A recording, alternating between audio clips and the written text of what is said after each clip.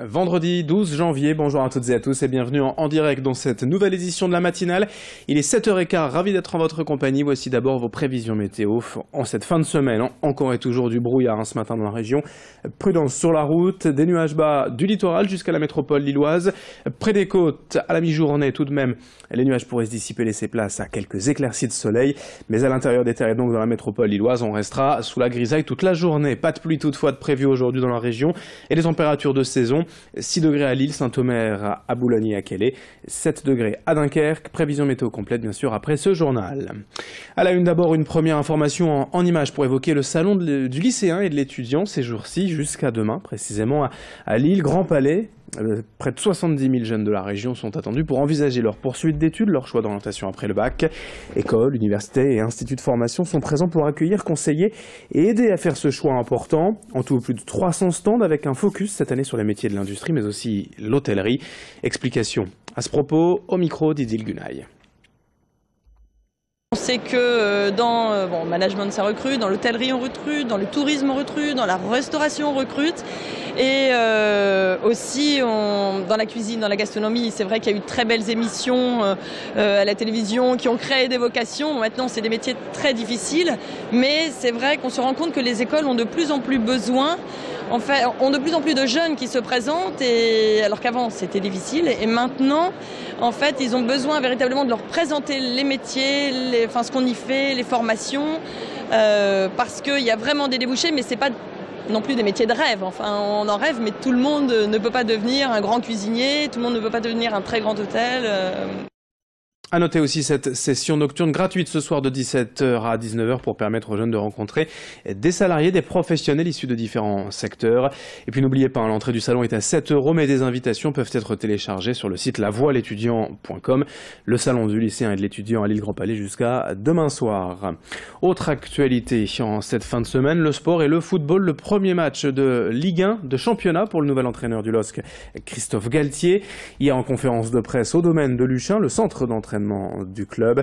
Le nouvel entraîneur a notamment évoqué l'importance de jouer collectif, de resserrer les rangs, puisque vous le savez, le LOSC 18e en position de barragiste ne peut pas recruter.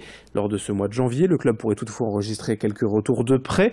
Eder, Tcheka ou encore Motiba. Galtier aura quand même besoin de renforts et de cet esprit collectif, car le programme s'annonce dense en ce mois de janvier. 5 matchs pour le LOSC. Christophe Galtier ira à Luchin, au micro de Vincent Vieillard. Pour gagner des matchs, il y a des attitudes, être une équipe, jouer en équipe, jouer les uns pour les autres. Quand on n'a pas le ballon, quand on a le ballon. Et de ne pas tomber dans l'individualité et se réfugier derrière des erreurs de partenaires. C'est l'objectif que j'ai défini avec mon groupe, c'est vraiment d'être une équipe. Et d'être une équipe très difficile à manœuvrer et une équipe qui montre un certain état d'esprit. Le LOSC sera donc à Caen demain soir en Ligue 1, mais il y a aussi de la Ligue 2 ce soir. Lens se déplace à Nîmes, Valenciennes à Châteauroux. En national, Dunkerque reçoit le dernier de championnat à Avranches, alors que Boulogne est exempt. En basket, en Pro B, Lille joue ce soir à Aix-Maurienne, alors qu'en Pro A, le derby entre le BSM Gravelines Dunkerque et le SSM Le Portel, ce sera lundi soir à Sportica à 20h45. On y reviendra. Dans cette édition, aussi le grand angle de la rédaction, pour s'intéresser à ce magnétiseur, cette manière de guérir atypique par Didier Trollet. Dans la région, un rebouteux, dit-on même. Il annonce pouvoir soigner les maux liés au stress, à l'anxiété, par le toucher à distance, une thérapie qui suscite évidemment le doute du corps médical et d'une partie de la population. Mais Didier Trollet le reconnaît, il se défend d'être un charlatan. Reportage signé Xavier Silly.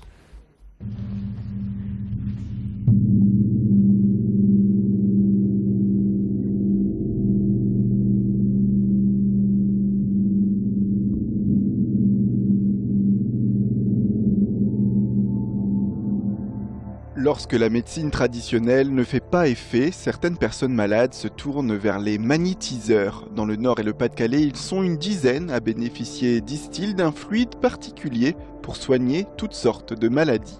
Didier Trollet, à Vic, du côté de Valenciennes, mène cette activité après avoir pris conscience, dit-il, de ce don de guérisseur il y a 17 ans. J'ai découvert Par exemple, dans le métier que j'exerçais avant, bon, j'avais 2 secrétaires, quelques techniciens.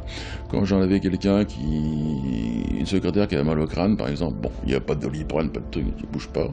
Hein, à position des mains sur la tête, 2 minutes, le mal de crâne s'en va, pas de problème. Donc, mais je me rends compte après que je fais ça, mais les autres ne savent pas faire ça. Didier Trollet l'affirme, il ne peut pas guérir miraculeusement des maladies à des stades trop avancés, comme il n'est pas non plus en mesure de ressouder une jambe cassée. Mais il peut soigner, dit-il, les maux qui ont pour origine le stress et l'anxiété. Il ressent alors directement sur le corps les parties à magnétiser. Quand je travaille, je suis dans un état... je suis en semi-conscience, c'est-à-dire que je travaille toujours les yeux fermés, parce qu'à ce moment-là, on n'est pas distrait par... je fais le vide, et puis je me connecte sur la personne. Je m'adresse mentalement à la personne, par la pensée, et je demande au corps, je veux telle réaction. Je veux qu'il libère telle chose, de façon à ce que ça circule. Et ça fonctionne très bien. Depuis quelques années également, Didier Trollet s'est attelé à guérir à distance les malades. Par lettre ou par courrier électronique, certains envoient une requête attachée à une photographie de la personne. Le magnétiseur est alors, dit-il, en mesure de mettre son don en pratique. C'est-à-dire que les gens m'envoient une photo, je me canalise sur la photo, je m'en sers comme un support, et on balance en énergie, donc on envoie le message. C'est un peu comme quand vous prenez un téléphone, vous téléphonez, mais là on le fait sans support, c'est uniquement mental. Et la personne réceptionne le message et il y a une réaction qui va se faire. Guérir par le toucher, guérir à distance sont 2 thérapies qui suscitent le doute auprès du corps médical et d'une partie de la population. Didier Trollet le conçoit d'ailleurs et se défend d'être un charlatan. Bah oui, les charlatans, mais vous savez, un charlatan il tient pas la route. Hein. Bon, vous allez voir quelqu'un. Si c'est pas un bon, vous n'allez pas le recommander. Vous n'allez pas dire vas-y, il est mauvais. Vous allez dire attention, n'y va pas, c'est un blaireau quoi. Non mais donc l'élimination elle se fait d'elle-même. Bon, c'est pas plus compliqué que ça. La pratique de Didier Trollet n'est pas reconnue par le corps médical et n'est pas remboursée par la sécurité sociale. C'est alors au malade d'intégrer ou non cette pratique au côté surnaturel dans son parcours de soins. Et c'est la fin de cette édition, 7h22 en direct. À suivre vos prévisions météo et bien sûr le retour de l'actualité à 7h30 au cœur de cette matinale. Très belle journée à toutes et à tous.